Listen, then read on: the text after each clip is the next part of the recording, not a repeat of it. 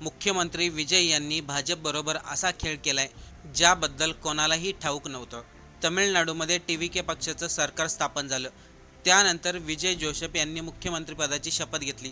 राहुल गांधी यांच्या काँग्रेसने त्यांना पाठिंबा दिला. पण तरी देखील विजय हे काँग्रेस आणि भाजपबद्दल सावध भूमिका घेत होते. ते कोणाच्याही विरोधामध्ये जात नव्हते.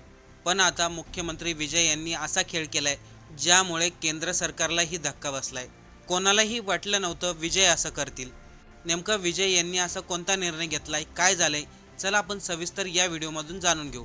त्या अगोदर चॅनेलवरती नवीन असाल तर सबस्क्राईब करायला विसरू नका.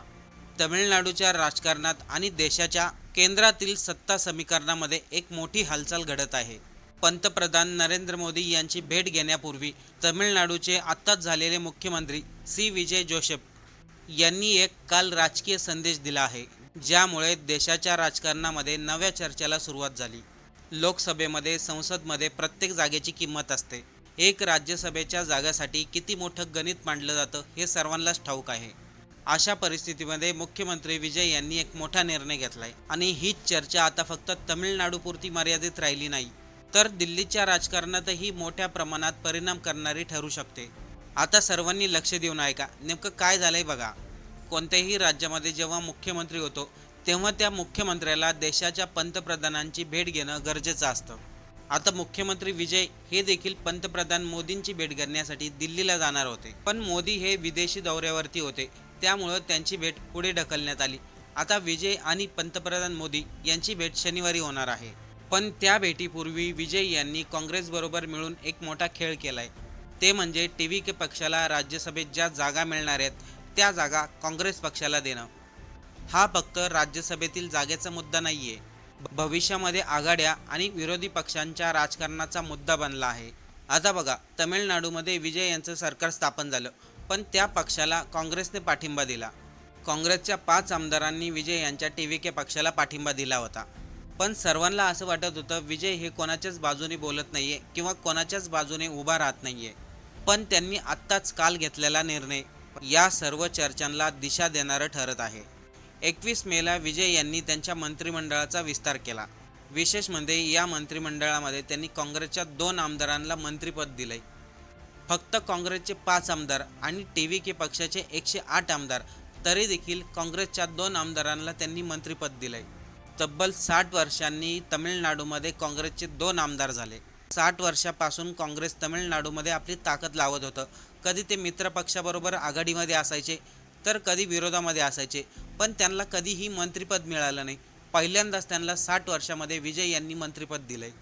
आणि त्यामध्येही सर्वांना धक्का बसला, तो म्हणजे काँग्रेस पक्षाचे फक्त 5 आमदार असून आणि टीव्हीके पक्षाचे 108 आमदार असून तरी देखील काँग्रेसला मंत्रिपद का दिलं.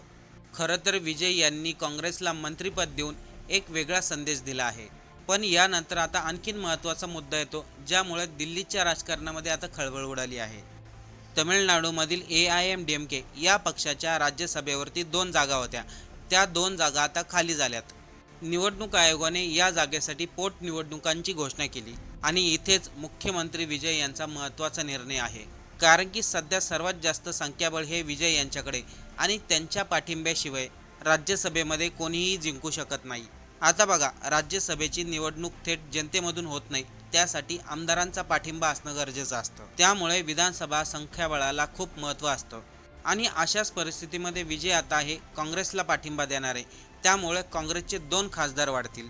ही गोष्ट विरोधकांसाठी खूप महत्त्वाची आहे, कारण की राज्यसभेमध्ये भाजप सातत्याने आपली ताकद वाढवत आहे.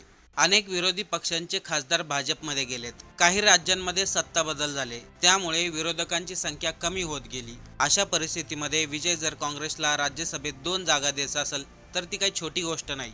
पण विजय यांचा हाच निर्णय फक्त तमिळनाडूच्या राजकारणापुरता मर्यादित राहणार नाही, तर तो केंद्रातील विरोधी राजकारणाला दिलेला स्पष्ट संदेश आहे. विजय यांच्या या निर्णयामुळे काँग्रेसला दुहेरी फायदा होईल. तो कसं काय, आता बघा. एकीकडे काँग्रेसला राज्यामध्ये सत्ता वाटपाचा अनुभव मिळेल, तर दुसरीकडे राज्यसभेमध्ये केंद्रामधली ताकद वाढेल. त्यामुळे एक प्रकारे विजय यांनी भाजपच्या विरोधात जाऊन काँग्रेसला राजकीय फायदा करून दिल्याच्या चर्चा सुरू झाल्यात. पण आता इथे एक महत्त्वाची गोष्ट आहे, ती म्हणजे मुख्यमंत्री विजय यांची स्वतःची प्रतिमा. विजय हे स्वतःला स्वतंत्र शक्तीमधून सादर करण्याचा प्रयत्न करतायत। ते पूर्णपणे काँग्रेसच्या जवळही दाखवत नव्हते आणि भाजप विरोधी चेहरा म्हणूनही पूर्णपणे उभा राहत नव्हते, कारण की केंद्र सरकारसोबत त्यांच्याबरोबर चांगले संबंध ठेवणं हे मुख्यमंत्र्यांना गरज असते। तमिळनाडूसाठी निधी, प्रकल्प, शेती, खत पुरवठा, इंधन दर यासारख्या विषयावरती केंद्राशी सतत संवाद ठेवावा लागतो। पण तरी देखील मुख्यमंत्री विजय यांनी काँग्रेसला पाठिंबा दिला, त्यांना राज्यसभेची जागा दिलीच। विजय यांनी असा निर्णय का घेतला, ते केंद्र सरकारच्या विरोधामध्ये का गेले? कारण की त्यांचा हा निर्णय भविष्यामधील राजकीय दिशा स्पष्ट करणारा ठरू शकतो। या गोष्टीकडे सर्वांनी लक्ष देऊन ऐका। दक्षिण भारताच्या राजकारणात विजय यांच्याबाबत अगोदरपासूनच मोठ्या चर्चा सुरू आहेत। काही राजकीय विश्लेषकांच्या मते विजय जोसेफ हे फक्त तमिळनाडूपुरते मर्यादित राहणार नाहीत, तर ते पुढे जवळच्या राज्यांमध्ये आपला प्रभाव वाढवू शकतात। त्यामुळे ही गोष्ट भाजपलाही धोकादायक आहे आणि काँग्रेसलाही धोकादायक आहे, कारण की दक्षिण भारतामध्ये विजय यांनी आपलं वर्चस्व स्थापन केलं तर तिथे विजय यांची सत्ता येण्यापासून कोणीही त्यांना रोखू शकत नाही। पण आता विजय यांच्या निर्णयावरून हे दिसतंय ते काँग्रेसला पाठिंबा देत आहे, कारण की पूर्वी केंद्रामध्ये मनमोहन सिंग यांच्या मंत्रिमंडळामध्ये डीएमके पक्षाचे मंत्री होते। त्यावेळेस काँग्रेस आणि डीएमके हे दोन्ही एकत्र होते, पण काँग्रेसला मात्र तमिळनाडूमधून कोणतंही मंत्रिपद मिळत नव्हतं। पण विजय यांनी काँग्रेसला राज्यसभेची जागा देण्याचा निर्णय घेतला, मंत्रिमंडळामध्ये 2 मंत्रीही केले। हे सर्व काही अचानक घडलं नाही, याला म्हणतात वेळेचं राजकारण। पण त्यामध्ये आता सर्वांची धाकधूक वाढली, कारण की विजय हे पंतप्रधान मोदी यांची भेट घ्यायला जाणार आहे। पण त्या अगोदरच त्यांनी केंद्र सरकारवरती टीका देखील केली। केंद्र सरकारने पेट्रोल, डिझेल, CNGचे दर वाढवले। त्यावरून मुख्यमंत्री विजय यांनी सांगितलं, तुम्ही घेतलेले निर्णय चुकीचे आहेत, ते मागे घ्या। याशिवाय नीट पेपर फुटी प्रकरणामध्ये देखील केंद्र सरकारवरती त्यांनी टीका केली।